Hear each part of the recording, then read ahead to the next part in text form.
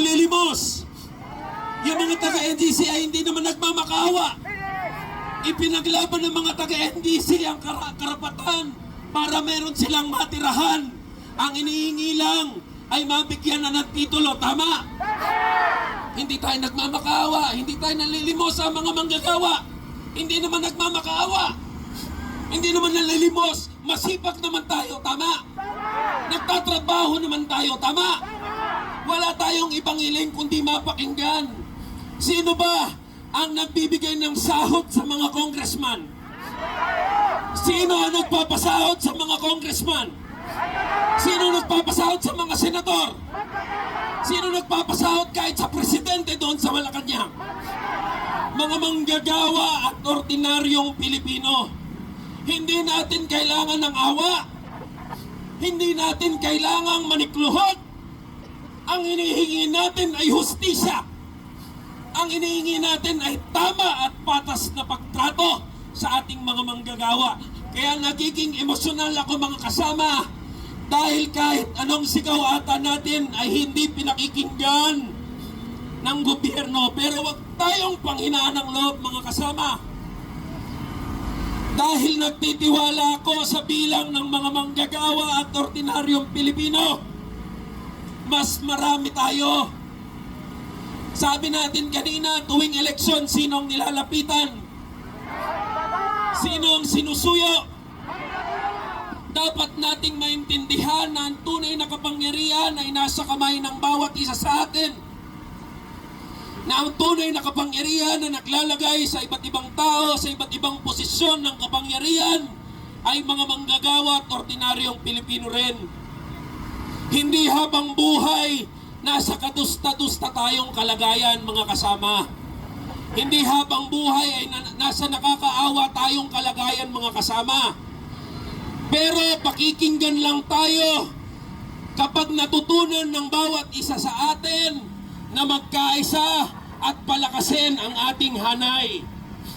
Pakikinggan lang tayo at mangyayari ang lahat ng ating panawagan kapag hindi tayo tumigil sa pag-iingay, sa pangangalampag at sa pagkilos. Ang susi sa katagumpayan ng ating laban ay nasa atin din.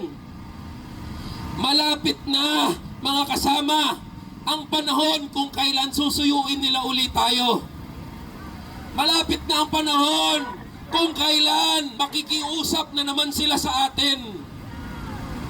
O pwede nating sila singilin ngayon pa lang.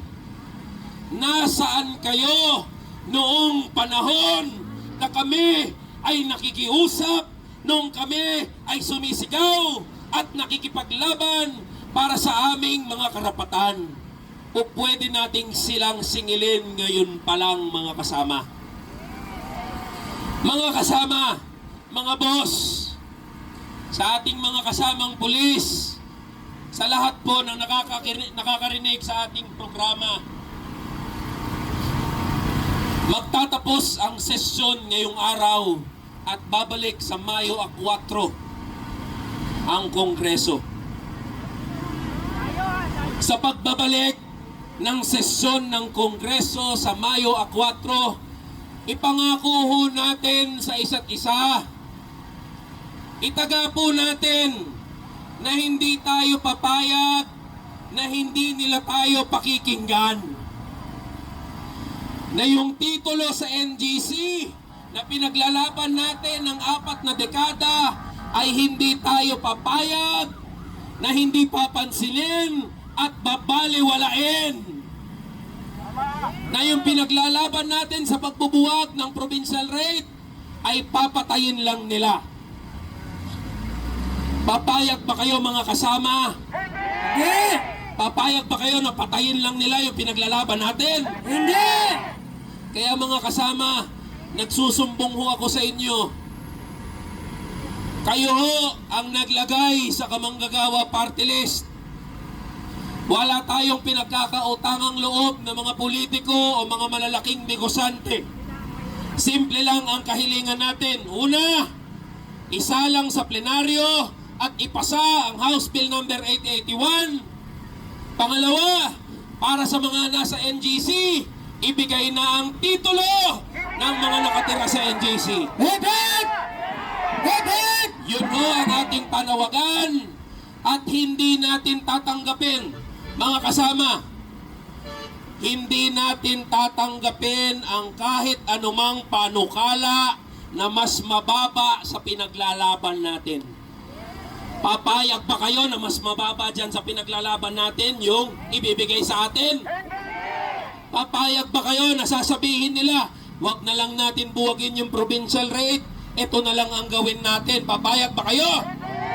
Papayag ba kayo na sasabihin sa mga taga-NGC, wag na lang natin ibigay tuluyan yung titulo dyan sa NGC? Hindi tayo papayag. Kaya mga kasama, hindi itong una at huli nating pagsasama-sama dito. Hindi itong una at huli na pagkilos natin. Noong nakaraan, 700 manggagawa ang pumasok sa House of Representatives para ipakita ang lakas ng nagkakaisang mga manggagawa at ordinaryong Pilipino. Ngayon, mahigit 1,000 ang mga manggagawa at ordinaryong Pilipino na nandito. 2,000. Mga kasama, dadating ang panahon.